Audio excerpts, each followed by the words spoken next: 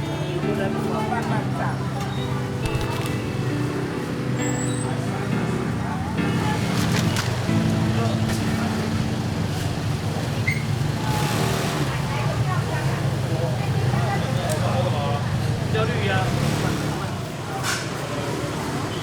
这个里面是黄色吗？还是黄色？黄色，它是比较甜吗？大颗小颗都有甜。哦，大颗小颗。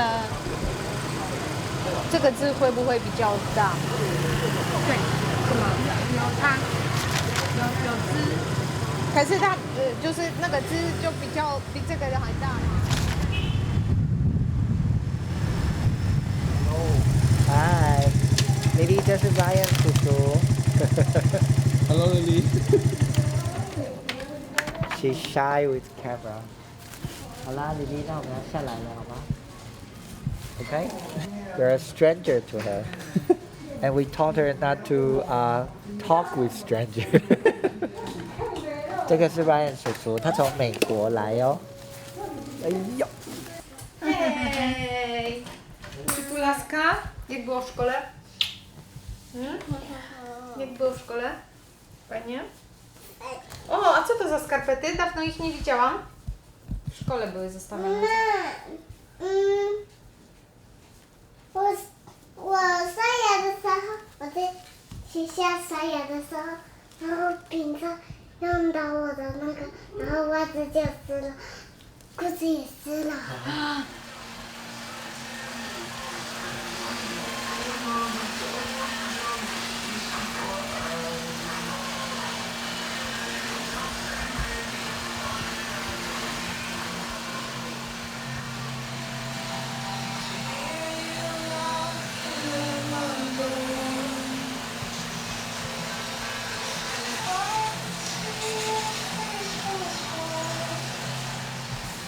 Oh, yo. Ooh. Okay, Darren, how do you feel about Asian cram school culture? Crap school. Crab school? Yeah. Just to define some things here, what is cram school? A cram school is a specialized school that trains its students to achieve particular goals, most commonly to pass the entrance examinations of high schools or universities. I don't really like the culture like that. You know, it's a populated country here, so everyone competes with each other. And for the traditional parents, they just want their kids to be, you know, they can do everything. They can be better than anyone. So they will send their kids to cram school, different kinds, like the abacus one, to learn the mathematics thing, and art school, the music school, anything. Also, if you're the parent, when you hear about the other parents talking about how good their kids are, you wonder that if you want to be like them. I guess I'm not that type, so I will not send my kids to cram school. They can learn a lot of things just according to what they want, I think. So. 大蚊子。对啦，当时啊，不是袂使食啊，食个少，啊，你自己把那个时间拉长的，敢若较迄种的大成者，啊，然后来了什么中间。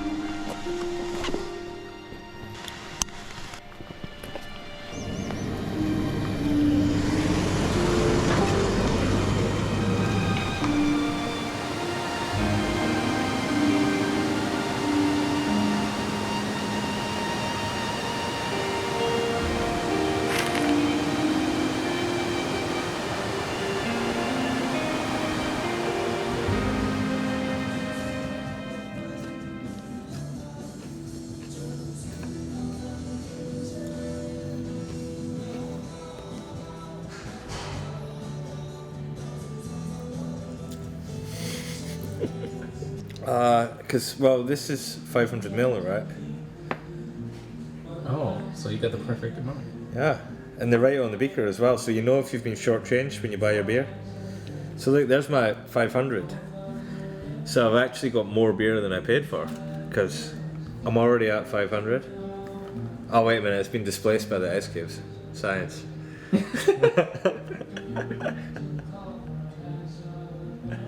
There we go.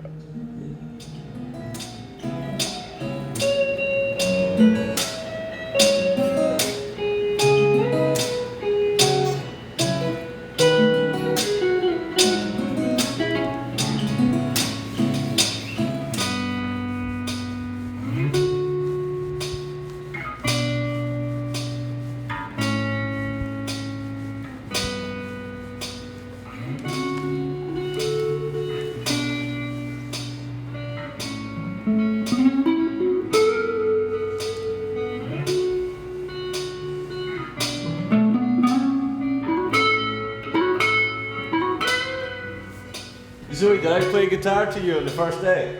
Yeah. Did you ask me to, or did I just pull it out? I think I asked you. See, she asked me to. I did it with consent. You should play that song you played for me. But that song's not original. We have to pay copyright. No, it's original.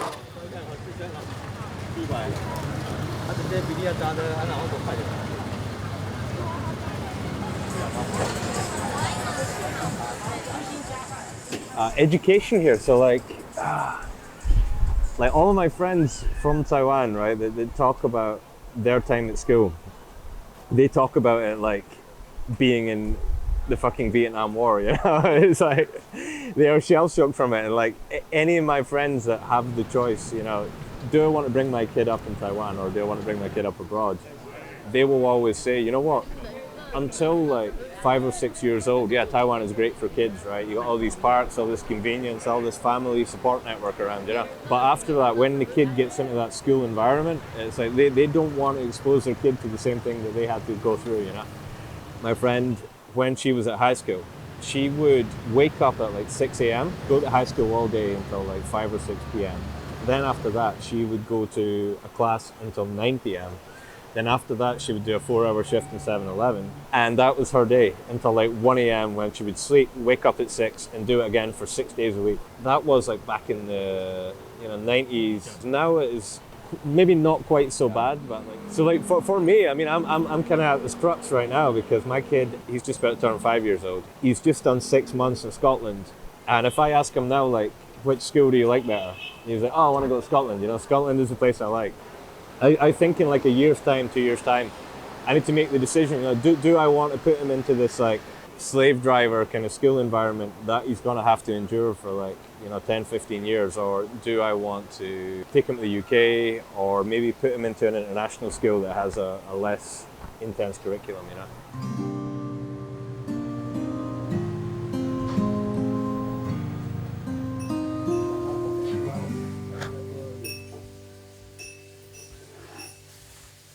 I didn't go to craft school, well, because my family is not rich. I think that I also appreciate that.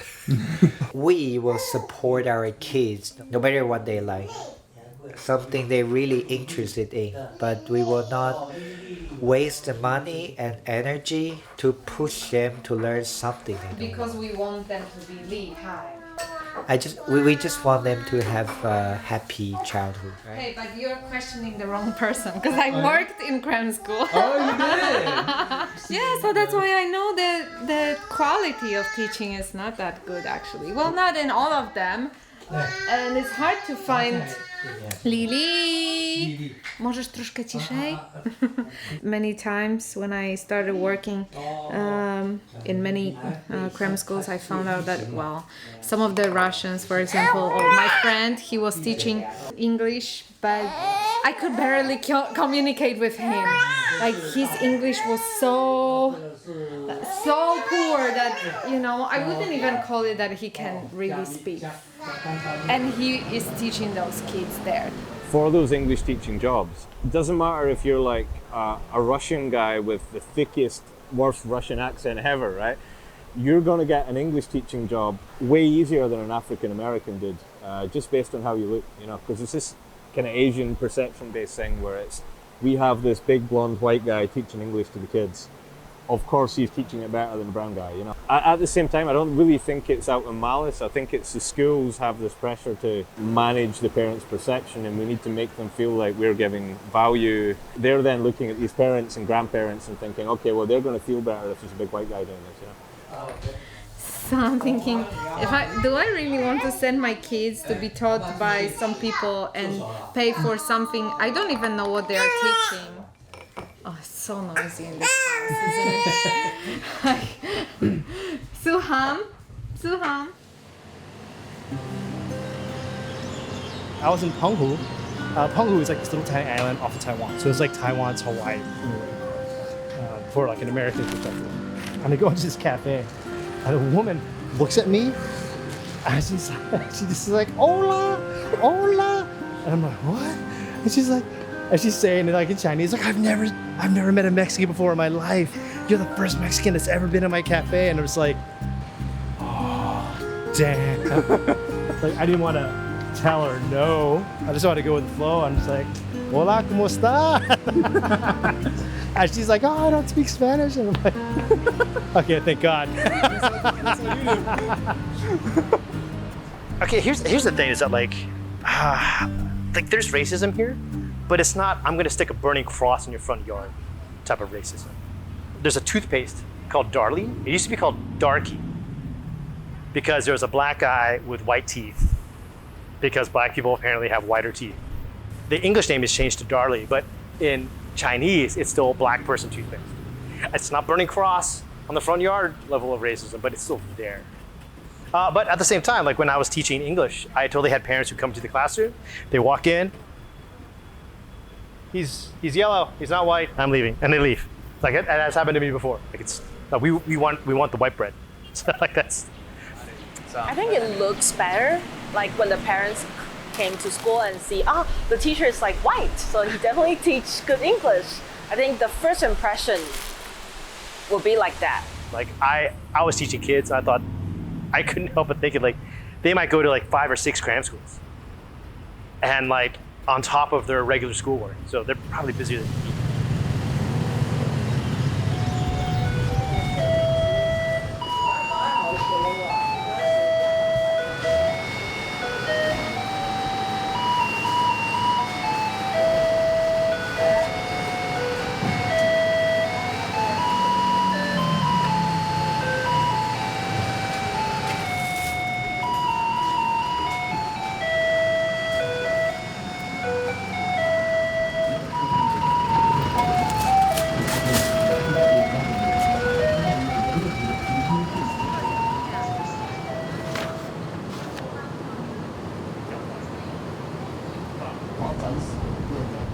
我的观察下来，我的朋友他们都是那种可能从小就是一直补英文补到大，然后就是一直跟着补习班，就是练一些考试内容啊，然后一直拼一直补这样。Teachers that don't actually even know their subject to an employable level, but they do know how to make kids pass the Q&As, which are the exams that everything is based on. It's just all based on testing, right? So it's like. 那因为台湾的补习班太普遍了，就是尤其现在小朋友，可能向往一些国外的小朋友很小就送出去培训，所以变成是很多家长也会愿意让小朋友很小就送出去，然后去学一些自己的兴趣啊或者什么技术，这样就是边跟学校两边一起念书念上来这样。They teach the kids like science and English and history. They give them like more. And unlike America, like these elementary school kids, man, they get homework. And I mean like homework homework all the time. I have a Polish friend who is married to another Taiwanese, and they send their kid to a really good kindergarten, Kid Castle. Quite expensive, and it's bilingual. So the 3-year-old there, every single day he brings the homework home. It's even pre-kindergarten. What kind of homework can you do with them? And she is like, well, coloring the alphabet, English words. She asks, so yours is going to public school, right? So what is she doing there? And I'm like, well, certainly I don't have any homework to do. And she's like, he opened his homework and he said, Mom, can you do my homework? I want to watch the cartoon. So basically every single day she is coloring his homework because he's so bored. It's so useless. She's paying so much money and then she needs to do his homework every single day. I mean, that's not the point, right? 有，因为我们台湾有一句俗语是外国的月亮比较圆，所以就是很多东西都会效仿外国的，喜欢国外的这样。Like they think foreign things are like way better. Like in Taiwan we say 崇洋媚外, which means worship foreigners. 这是青蛙呢？哎，青蛙，青蛙家。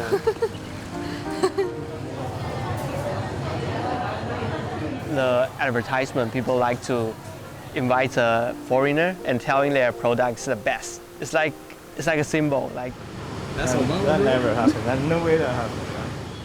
一个外国人跟你讲说这东西是好的，大家就觉得这东西超棒。现在很像比较没有那样的感觉。I still see it on the TVs. Yeah, but not like common. Before it's like a Japanese and just like the white guys. Yeah. I don't think that words probably, but just. 他的学生里面有人已经有上过那种比较专业的口语课程，是 the French, like speaking class, and they can pronounce it greater than the teacher. 那个学生会不会对这个老师有意见？就是说，他们其实会笑那个老师，就是说啊，你讲的英文不够标准之类。可那如果今天其实换是一个好，就是白人。站在台上，他们可能就不敢做这种事情。There was this interview that Bruce Lee had in the 60s, and in the interview he said like he was too Western for Hong Kong, but he was too Asian for America.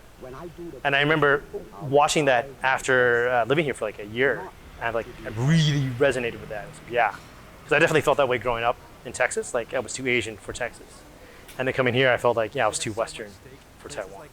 It's hard making that step of like. I should belong somewhere. Where do I belong to?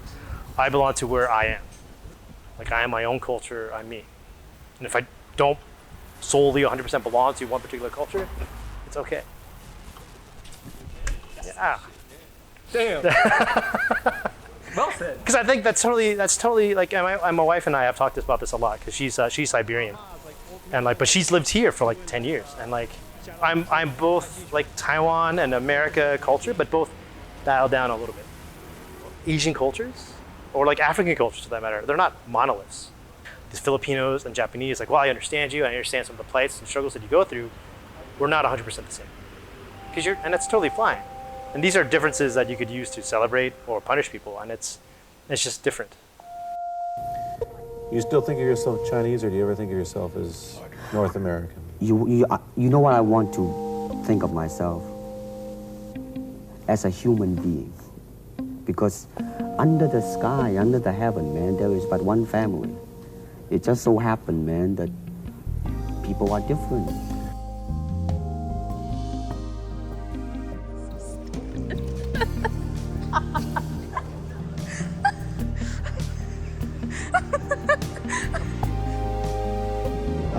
I don't know. Since you're in Taiwan, it's Taiwanese steak. Nah, steak is steak. Uwaga, bo stajesz tu na zabawce. Hop.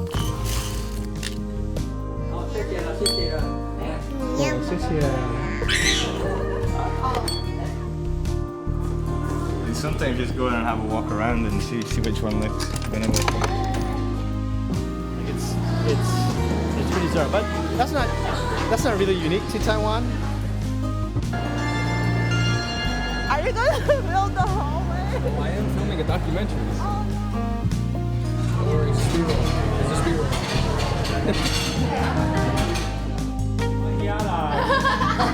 哎，讲我唔爱讲，我例外啊。你要先把我例外。